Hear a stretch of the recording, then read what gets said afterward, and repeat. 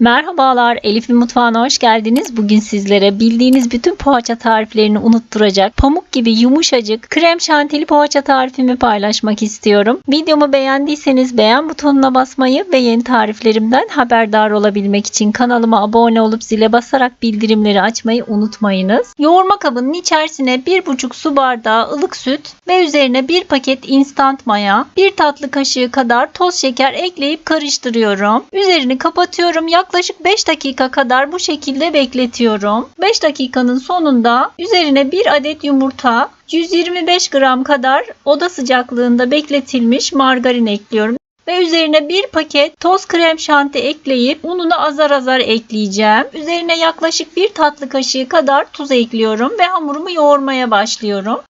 Ununu azar azar ekliyorum. Ben toplamda 5 su bardağı artı 1 dolu yemek kaşığı tepeleme yemek kaşığı un ekledim. Hamurum güzelce yoğruldu. Bakın kıvamını görüyorsunuz. Bu şekilde yumuşak kıvamlı ama ele yapışmayan bir hamur olması gerekli. Siz de unu eklerken kontrollü bir şekilde ekleyin. Üzerini streç filmle kapatıyorum. Ilık bir ortamda yaklaşık 1 saat kadar mayalanmaya bırakıyorum. Bu sırada iç harcımı hazırlayacağım. Tabağın içerisine yaklaşık 100 gram kadar beyaz peyniri aldım. Çatalla eziyorum. Kalmış peynirlerinizi de kullanabilirsiniz. Üzerine yaklaşık 50 gram kadar rendelenmiş kaşar peyniri ekliyorum. Eklemeseniz de olabilir. Ve üzerine 1 adet yumurta beyazı ekliyorum. Sarısını üzerine sürmek için ayırdım. 2 yemek kaşığı yoğurt ve az miktarda karabiber ekleyip tekrar ezerek çatalla karıştırıyorum. Ve iç harcım hazır. Hamurum mayalandı. Şöyle biraz elimle karıştırarak hamurun havasını alıyorum. Daha sonra cevizden biraz büyük olacak şekilde parçalar kopartıyorum. İsterseniz videoda gördüğünüz şekilde bakın. Tezgahın üzerinde açarak içine aldığı kadar iç harcından koyuyorum. Ve büzüştürerek kapatıyorum. Sıkıca kapatıp yuvarlayarak yağlı kağıt serilmiş olan tepsiye yerleştiriyorum.